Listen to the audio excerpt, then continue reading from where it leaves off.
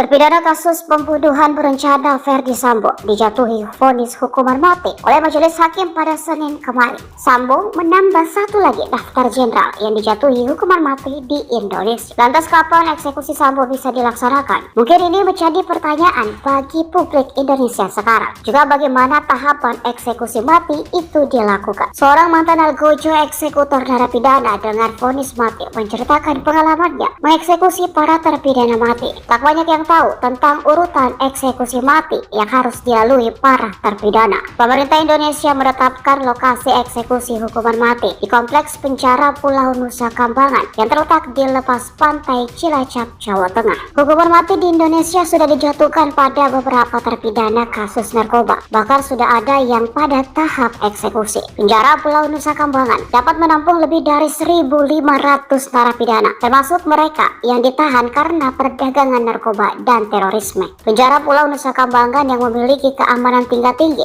yang dikenal oleh penduduk setempat sebagai Pulau Hantu. Tempat eksekusi hukuman mati bisa dilakukan di beberapa wilayah sepi yang ada di Pulau Nusa Kambangan. Akan tetapi tempat yang paling terkenal adalah situs Nirbaya dan Limus Buntu. Ada beberapa urutan untuk proses eksekusi para terpidana hukuman mati. Para terpidana mati biasanya ditempatkan di ruang isolasi terlebih dahulu. Sebelum memasuki sel isolasi, mereka akan diberitahu kapan mereka akan dieksekusi dan diminta untuk menentukan 3 permintaan terakhir. Menurut hukum Indonesia, narapidana harus diberitahu kapan eksekusi mereka akan terjadi setidaknya 72 jam sebelum eksekusi hukuman mati dilakukan. Tugas dari eksekusi hukuman mati itu dilakukan oleh regu tembak yang berjumlah 12 orang. Dikutip dari Intisari dan The Guardian, berikut urutan hukuman eksekusi mati menurut mantan algojo. Pertama, sebuah regu tembak berjumlah 12 orang yang terdiri atas penembak yang sangat terlatih dipilih dengan 2 orang tambahan siap siaga. Mereka secara khusus yang dipilih memiliki usia 20 tahunan. Secara fisik dan mental juga harus cocok untuk tugas tersebut. Di tahap kedua, para tahanan ditutup matanya dan kebanyakan dibawa ke salah satu dari 2 bidang eksekusi, yakni Nirbaya atau Limus Buntu. Ketiga, narapidana diberikan pilihan untuk duduk, berdiri, atau berlutut sebelum dieksekusi. Para penembak kemudian akan menembak secara bersamaan ke arah terpidana, membidik lurus ke jantungnya.